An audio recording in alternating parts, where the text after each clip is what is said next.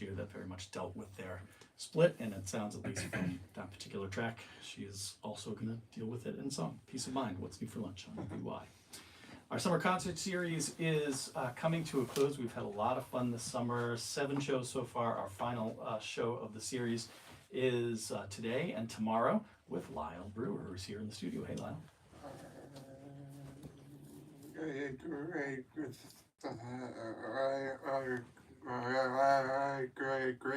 to be here, man. So glad to have you here, man. We have a ton of connections, and I want to lay them out. So the first time I met you, you had just joined Ryan Mott Blues Band. Wow. Yeah. Okay. Ryan was here last week to do a guest TJ slot. Okay. You have played in Neighbor with Ricky James, who was here a couple weeks ago. Yeah. Mark Arelli was here last week, and he's Lyle's my neighbor. That's so funny. Yeah. He's been the most consistent person who can help me out with the kid care, with the kid care of our 2 young children. Yeah. He's the only guy who I can really I call in a pinch. But he's a good babysitter. Oh yeah, absolutely. Yeah, he takes our 3-year-old. He's always turning him on to these extensive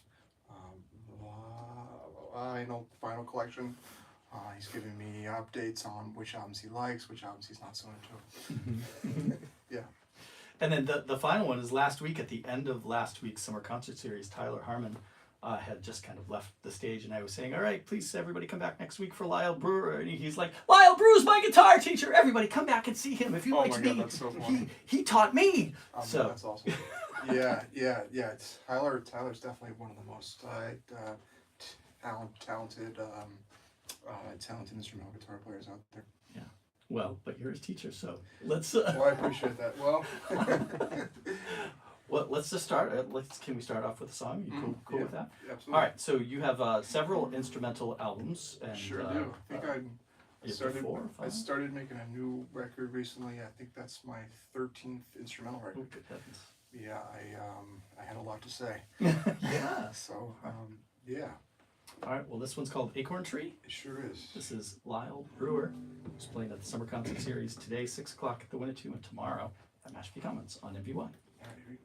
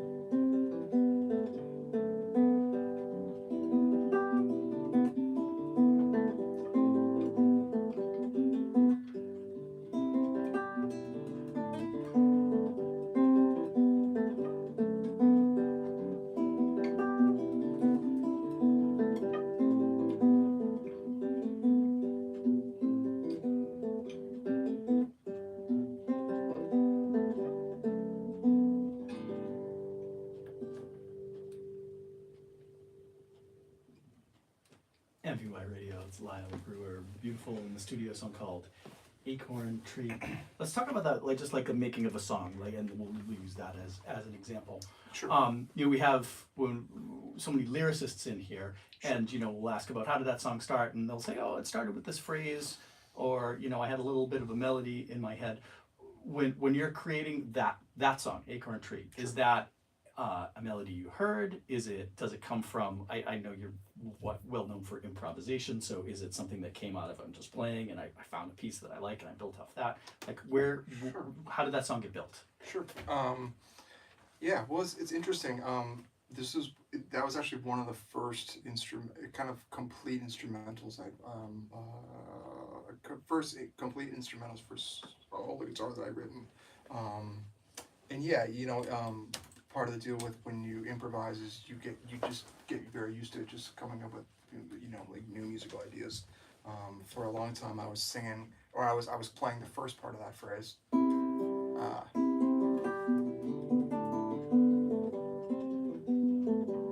then I would go back to the beginning. So it sounds it sounds very cliche to say this, but there, like a lot of the things that I've found in my own music, a good number of them have not been intentional. Yeah, of course. So I think I realized that I could get more out of musical ideas by changing the chords that are underneath the melody I really liked. Mm-hmm. So it almost by repeating the phrase with different harmony underneath, so as opposed to and if you go.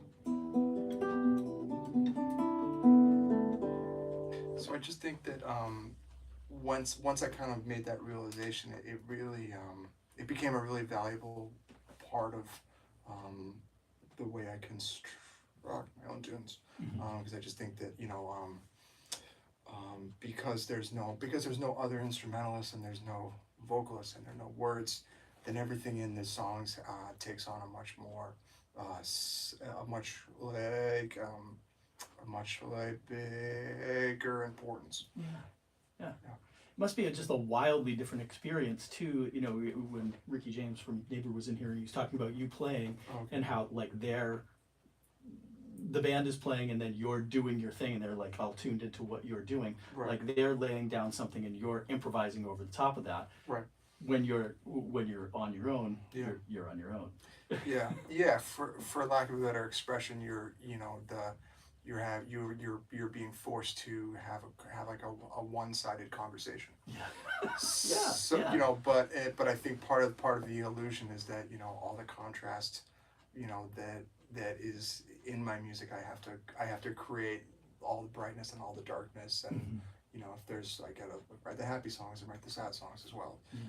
So yeah, it's just it presents a different challenge, but I think maybe in my mid-20s that was part of the it was a lot harder. Now I just consider that to be like part of the fun. Yeah, sure. Like rising to that challenge is like figuring it out is good. Yeah, well, I think I also think that you have to work within work within the resources like that you have, and I think that I it was almost like I didn't necessarily set out in earlier stages of my career to have solo guitar be like the main focus of it. I just spent so much time alone practicing. Yeah. Sure. And I put in a lot of years of learning about different kinds of music, so that when I started to write my own songs, a lot of things just kind of became part of like the way I write. So you're working on a new record, or finished, or in the middle, or? Yeah, so I have a new album is coming out in a couple weeks, and we have the album release show September 20th at Club Piscine. Awesome. So hi, Matt. That's yeah. Matt and the folks at Club Piscine have been just as supportive and encouraging as like you could ask for. So that'll be out in a couple weeks, and my wife and I we had a son at the end of January. Oh gosh, you have a baby. Yep. So I have a 6-month-old, a 3-year-old, and a 14-year-old. Yeah. It's like his first day of high school today, actually. Oh gosh, I know. that's stressful. Sorry, Dad. Yeah, well, it's interesting, when our son Isaiah was born, I hadn't written a lot of solo guitar music, maybe the years. I'm sorry. So which is Isaiah, the oldest, the middle, or the Oh, youngest? he's like the youngest. The youngest. Okay. So when he was born, I found myself, we had a lot of time at home, and Yeah. I don't know, all these songs just started. I don't know. I really made an effort, to just, try to have more original music, and Mm-hmm. and I don't know. It's like anything else. Like you do it a little bit and it works, and you get in a groove. And like before, I knew I had like 10 or 11 songs. So yeah. I've been I have a whole new record of material, like before the other one is even out yet. So. Oh wow. Oh okay. So the songs you're talking about aren't even part of what's coming out. No. So I was gonna ask you. I just had this funny thought is like so are these, if you have a baby there, are these like quiet and gentle songs? And then I remembered like one of the most famous instrumentals of all time is Jessica, which I think Oh yeah. Dickie Betts wrote for his little kid. Yeah. Like to keep his little kid entertained. So Right. Yeah. So is there a lot of light and dark in the kid songs? Or is it a gentle album, or is it a thoughtful album? Or what I would say, collection? Sorry. I would say like it's like a little bit of both. I think that there's certain just kind of like musical things that I've always kind of shied away from. I think there's there's kind of like certain musical themes and concepts that come up a lot when I'm like improvising or playing with other people that maybe are not part of the vocabulary of my original music. Mm-hmm. But things like kind of more dense thing, more like chromaticism. I guess notes that are not in the usual like notes that maybe like you don't like usually hear. Yeah. And I think through the writing process, I felt very calm, and I just and it was interesting because I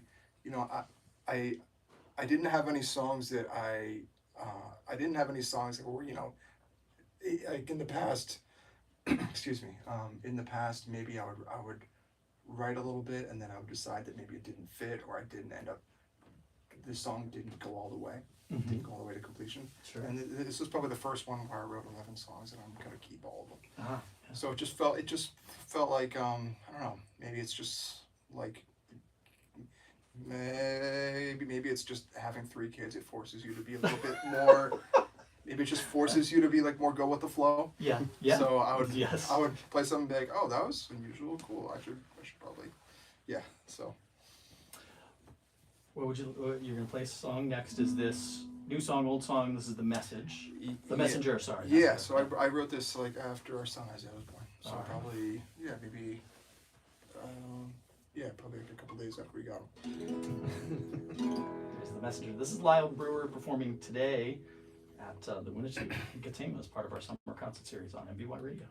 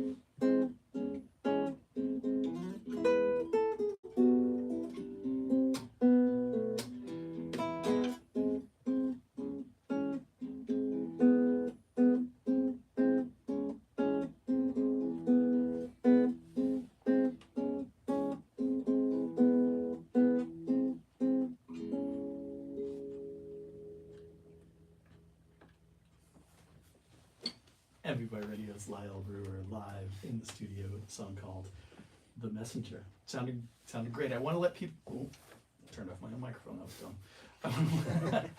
I want to let people know that Lyle is playing today at 6 o'clock at the Winnetou Oceanside Resort. And one of our sponsors, Murdoch's Fudge, is going to be there with free samples, handing out fudge to. They're bringing enough that everyone who comes will get fudge if you want it. So I'm sure that will be great. But it made me think of this question: what's the weirdest gig? Do you have that was the weirdest gig story? Oh, the weirdest gig? Yeah. I mean, you've been playing them for a long time. You must have played some. Oh man, if you had asked me this like before I probably would be able to cue up a good one. Yeah.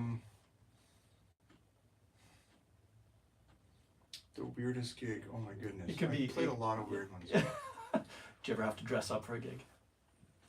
I don't have to, but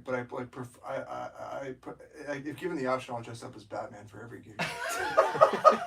And you've done that. No. Oh, that would be so cool. Well, I think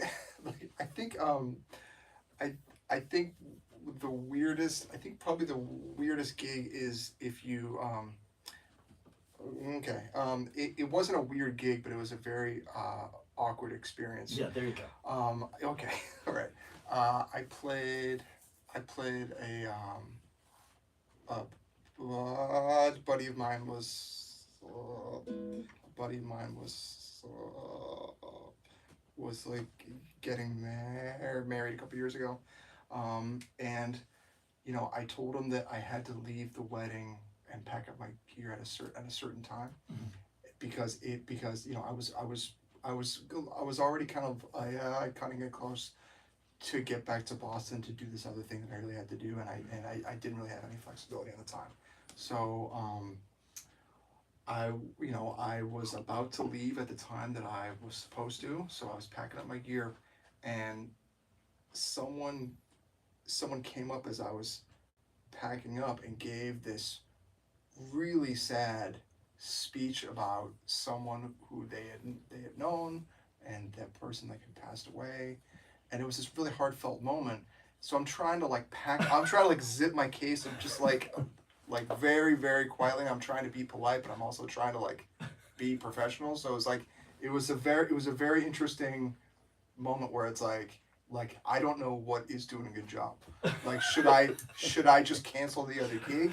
I feel like that's what I should do, or should I just hurry up and should I do it fast, like ripping off a Band-Aid, or should I try to zip or this should I rap? I don't know. So it was that was one of those gigs where I felt like if there was a trap door and it could just remove me from the situation, that would be great, because I wasn't helping the situation at all. And so yeah, there are those spots where you sometimes feel like you get invited to do something and maybe you don't belong at a certain moment. You just kind of think the whole event would run smoother if you weren't there. That I've been there. Yeah, that can certainly happen from time to time. I used to have a gig in the North End when I was in college where I convinced a restaurant owner to let me come in and play solo guitar at his restaurant. And the owner, his English wasn't quite so good. So I think he thought I was going to be one of those Italian guys who plays guitar and goes around to every table and serenades them. So, he comes in and I'm just sitting in a chair, and he was super upset. So he made me go around to tables and basically sit down and, and play. Yeah, I was just kind of doing what I was just doing then. Yeah. And yeah, I think I got fired after that. Okay. So, yeah. Let's talk about a nicer job. You teach at Berklee College of Music. Yes, I do. Yeah, I do. Man. I love teaching at enjoy Berklee. Oh, yes. Yeah. What have you learned from teaching other people? Has anything come to you you're teaching somebody else, but you are oh, I need this because you said it? Yeah, I think realizing that things cannot happen all at once, and that and that if if I say the wrong thing, that it could um, that it could prevent a person from getting to the next point in their development. Mm. And you know, there's been some. Um, I think I've grown to become more more understanding and forgiving of other people, and also I'm trying to be more forgiving and understanding of myself. It's hard. Yeah. So I just kind of think that I think trying to balance having high expectations of yourself, but also, you know, I think also like um, really thinking about what like patience and understanding actually means. I think when I was in college and in my early 20s, like patience and understanding was for people who didn't want to like practice a lot, and that the only way was to be as like kind of hard on myself as I possibly could musically. And I think that there is sometimes a time for that, but I think there's a sometimes the more effective way is to just communicate to someone that like they're gonna be okay, and that this thing might seem like it's a huge deal in the moment, but maybe it's not gonna make or break their career after all. And I think sometimes like celebrating the small stuff that might not seem like a big deal is something I've tried to like learn how to do. Yeah. And yeah, I think also just like meeting people, you know, it's not your job to say I'm up here and you're down here. My job is to say I'm gonna meet you wherever you're at, and then try to show you in a way that is hopefully, you know, with patience and understanding that you can be a better version of yourself, and do that with as little kind of psychic turbulence as possible, because that wasn't really the way that I learned how to play all the time, or like maybe I thought that that wasn't the best way, but I think the older I've gotten, like some of like the real forceful like negativity that could sometimes come along with trying to do something very well, it doesn't always work in a positive way. Yeah. So That's beautiful. It's yeah. actually, that doesn't sound like a touching to. That sounds like you're a therapist. Oh jeez. Well, a very successful one. well, it's interesting. Like you know um, I sometimes feel like there's a big divide between teachers and students, and and maybe it's because, you know, when I started teaching there, I was kind of like on the younger side. You know, I've been there for like 11 years now, and I think that there's I sometimes feel like I have more in common with kids who didn't go to performing arts high school, who didn't have hotshot teachers, who didn't go to like jazz camp every summer, who were not kind of groomed to be the next big deal in music. They just liked hanging out with their friends and playing. So although maybe where I'm at now, I have more of the traditional education. I feel sometimes more connected to a kid who just wants to play and have fun. So that I think that's helped me in some ways to understand people and maybe try to give them more of a break. But it's certainly been a lot of like trial and error. Yeah. You know, 'cause sometimes it's, you know, because if a student, if they have a good semester, it's like, okay, great, it worked. If they don't do well, it's like, well, did I not push hard enough? Did I push too hard? Was I too critical? Was I not critical enough? Like did I not cater enough to their interests? What was I? But I think that patience and understanding thing of like, well, if it worked, if it worked 8 other times and one time it doesn't work, then I can't really like. It's a good track record. Yeah, you know, and then sometimes maybe a couple of years later I'll have an email exchange with a kid, and turns out that like they were doing fine. You know, or the thing I was telling them to do that they didn't do like the next week after I said it. Well, now we're 5 years down the road and they're in Nashville and they're a successful tour musician, and they're doing all the things that I asked them to do. They were just like 5 years after the fact. Yeah. So I think, I don't know, experience, and maybe like as I get older, starting to like calm down about certain things. I don't know. It'd be nice if I could calm down about everything. But So hard. I have time for one more if you have time for one more. yeah, let's do it. All right, I'll give you a second to tune. Lyle Brewer is playing today at 6 o'clock at the Winnetou Oceanside Resort, tomorrow at Mashpee Commons, the final show of our summer concert series for 2025. Nice. The song's called You Were Just a Kid. You were just a kid. Yeah.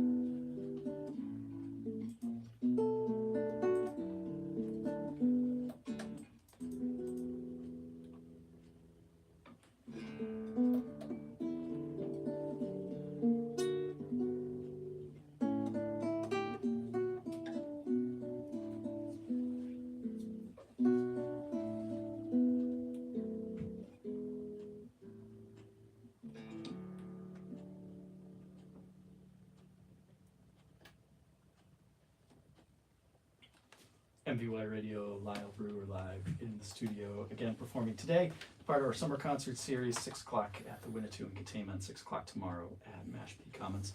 So glad to have you. Man, I appreciate you guys having me. And it's like always nice. It's always nice when people like send me an email and ask me to come down and play. Yeah. It kind of feels like I'm always inviting people over to my house, and when someone calls me and invites me to their house, I feel very excited. All right. So we're glad to have you, and you'll have a good group tonight at the Winnetou Hotel. All right. We'll keep going with some Courtney Barnett in just a moment on MVY Radio.